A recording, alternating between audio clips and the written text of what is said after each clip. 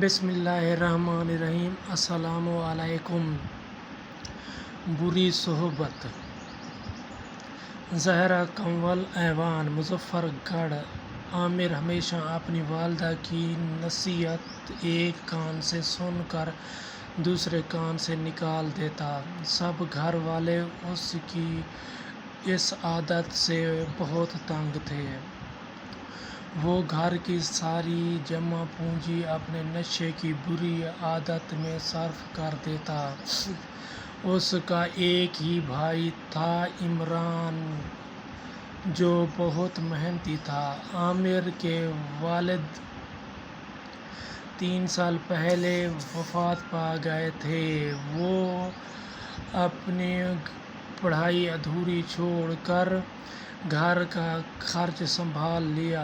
وہ صبح سویرے کام کی تلاش میں گھر سے نکل جاتا اور شام کو واپس لوٹ آتا، لیکن عامر بری صحبت میں پڑ گیا اور اسے نشے کی لت پڑ گئی۔ اس کے گھر والوں نے اسے بہت سمجھایا، لیکن اس کے کان پر جوں تک نہ رینگتی۔ اس کے دوست اسے اس کے گھر والوں کے خلاف ورگلاتے اور وہ ان کی باتوں میں آ جاتا۔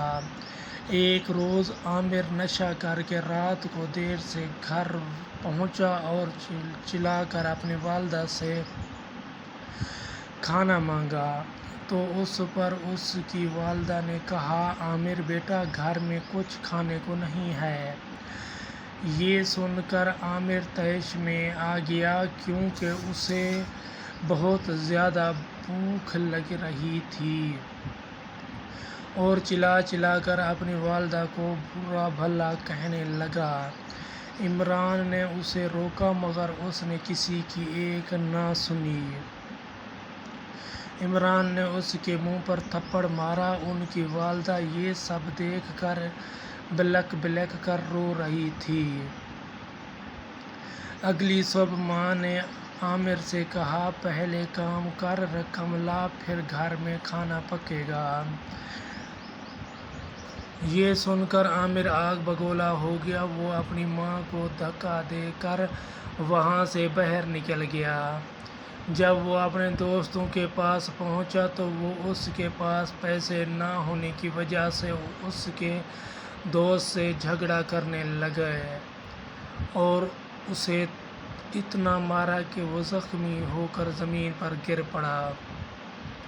وہ گلی میں بے ہوش پڑا تھا۔ تب چچا کرمداد کا وہاں سے گزر ہوا۔ انہوں نے عامر کو اس حالت میں پایا اور وہ اسے ہسپتال لے گئے، اور وہاں سے جب اس کے گھر میں اس کی ماں کو بتایا تو وہ بہت پریشان ہوئی۔ جب عمران واپس آیا تو اس کے ہاتھ میں مٹھائی کا ڈبہ تھا اور وہ بہت خوش لگ رہا تھا، کیونکہ اس کی ایک فیکٹری میں نوکری لگ گئی تھی۔ اس کی والدہ بہت خوش ہوئی، لیکن جب عمران کو عامر کی اس بات کا علم ہوا تو وہ بہت پریشان ہوا۔ اب عامر کو برے رویے اور بری صحبت کی سزا مل گئی تھی۔ وہ اب بھی نکاہت محسوس کر رہا تھا۔ اس نے اپنی والدہ سے اپنے برے رویے اور بری صحبت کی معافی مانگی تو اس کی والدہ نے اسے معاف کر دیا۔ کچھ دن بعد عامر نے ایک سرکاری اسکول میں داخلہ لے لیا۔ اب عامر دل لگا کر پڑھائی کرنے لگا۔ وقت کے ساتھ ساتھ ان کے گھریلو حالات اچھے ہونے لگے۔